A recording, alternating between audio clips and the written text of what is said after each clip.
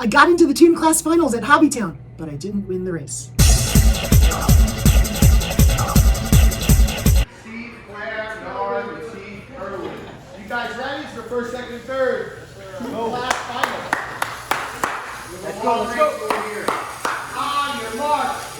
Get set, go.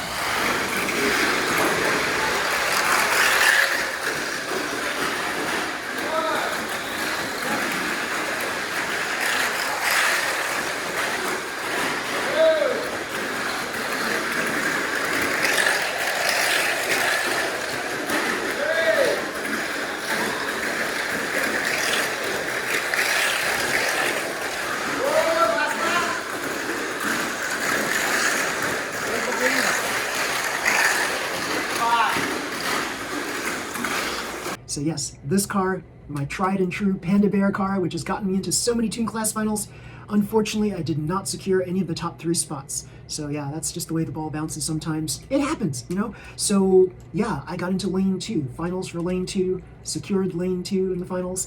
With this car, it was pretty stable, pretty fast. It wasn't the fastest car, but it's quick. And you know this car. This is like, it's kind of a legendary status by now because it's been going on for 3 years that I've been running this car. So yes, I always rely on the rock solid stability of my animal racer cars. Animal racer cars typically weigh a little bit more because they have this little animal inside it. And yeah, it's so cool and fun to be running an animal racer against like one of those fancy high-tech cars like those mock frames. Yeah, but I also had a mock frame and it unfortunately didn't fare as well in this month's races. And you know, this is my typical BMAX style mock frame and it typically fares well on certain kinds of tracks, but unfortunately this was not one of them. So yes, the double plate front in the car enables this car to traverse jumps a little bit better than other cars that only have single plate fronts. Pretty cool. And I like the 13mm rollers on the front and the rear. That's always a winner. If I have a 13mm roller on the bottom, I typically try to align it with something like a 13 or 11, never a 9. So yes, I typically have no more than a 2mm difference between the top and the bottom roller, with the top roller being generally smaller than the bottom roller. Yes. So yeah, my brake settings were fine. Maybe I was a little slow on some of the inclines, but in general, this was pretty rock solid, stable car. And really, what could be done to this? I could try to switch out a different Atomic Tune motor maybe. I think my Atomic Tune motor is getting a little long in the tooth on this one. So every now and again, I just switch it up. I just swap out the Atomic Tune motor in there, get it a little bit faster with the faster Atomic Tune motor. And remember, you can break in your Atomic Tune motors. You might have Atomic Tune motors that are better in torque. You might have Atomic Tune motors that are better in top end speed. So yeah, how you break in your motors is very, very important so that you can get the best possible motor for your car. So just because you have the fastest motor, it doesn't mean that it's going to work best for your car. It all depends on other things such as the gear ratio. It all depends on the items that you have underneath the car as well, the damper weights, things like that. There's so many different factors. You can't just assume that speed's going to win everything, because sometimes the fastest car will course out and then you're basically out of the race. So remember guys, speed kills sometimes. Sometimes the fastest car does not win the race. Sometimes the fastest car courses out. So typically this is a stable car, but in the end, unfortunately with the alkaline batteries, I love my alkaline batteries, I will swear by them, but the alkaline batteries weighed this car down a lot, maintaining its stability on the track, but unfortunately top end speed was affected greatly. So what I could have done to attempt to win this race was to basically lower the battery weight by using Neo-Champs or the Pink Fujitsus, and maybe weigh things down a little bit in other areas to balance out the rest of the vehicle so I don't have 48 grams of weight for batteries. With 36 grams of weight in the Fujitsus or the Neo-Champs, I could have weighed down the car a little bit so that I could just edge out in speed over the rest of the pack. So yeah, that's unfortunately my lesson this month. Speed, yes, does not win, but also weight will not win. So yeah, you want to make sure that your car is balanced, stable, and also as light as possible and still stay on the track. So yes, just working on battery weight, also voltage dissipation from batteries. So rechargeable batteries typically generate a lot more voltage power than alkaline batteries do. So over the long run, your rechargeable batteries will maintain their charge a lot more than alkaline batteries will.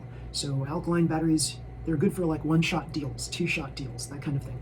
But after a while, those alkaline batteries will really dip in voltage, and the rechargeables, they'll still maintain the voltage pretty much across 5 laps. So you want to consider that as well. So in the past, I was able to win with alkaline batteries. Now we've got this new group called Portal Tuners, and they are some fearsome competition. So many of those racers have awesome cars that are so fast.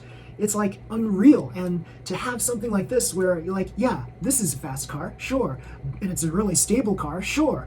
But it's not going to be as fast as those guys at Portal Tuners because they've got their cars dialed in so well. So yeah, I just have to optimize this car so that I can get this a little bit faster too. Yeah, pretty cool. And then for Open Class I entered 3 cars. And you would think that maybe one of my cars would have gotten into the finals, as it usually does. No, not this time, not this time. So yeah, I've got my Pro car here, pretty cool car. It's an MS chassis. It's got a Mach Dash motor in there. I've got my newfangled Venom 2.0. So this is a Venom 2.0 with a Venom 1.0 top because I've discovered that this flipper top that I've created out of basically the car catcher material is actually better than this carbon plate version right here. Now I've got something of a hybrid kind of concept that I'm going to work out soon, where it's going to be a combination of carbon plates and car catcher material, and that's going to be super awesome. I guarantee it.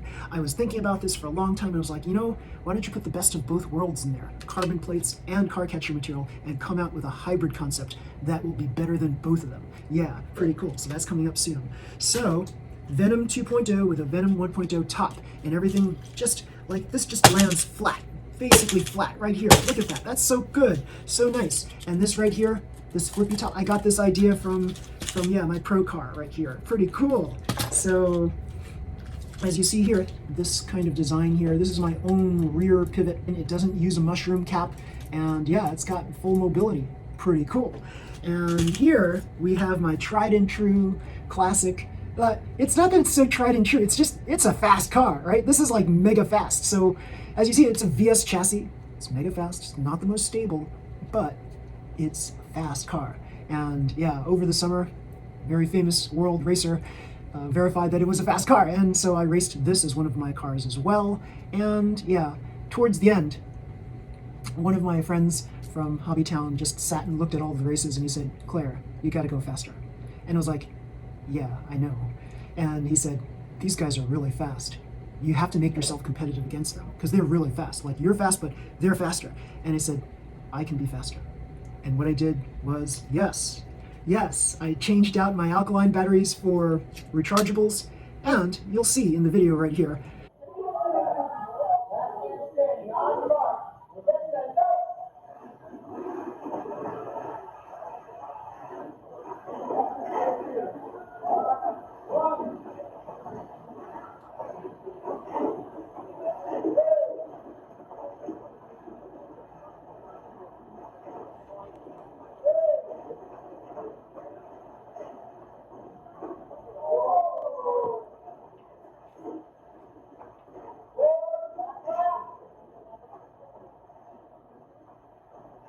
I was really fast. Yes, to the tune of really fast. Like, I was like, I didn't just want to win, I wanted to win.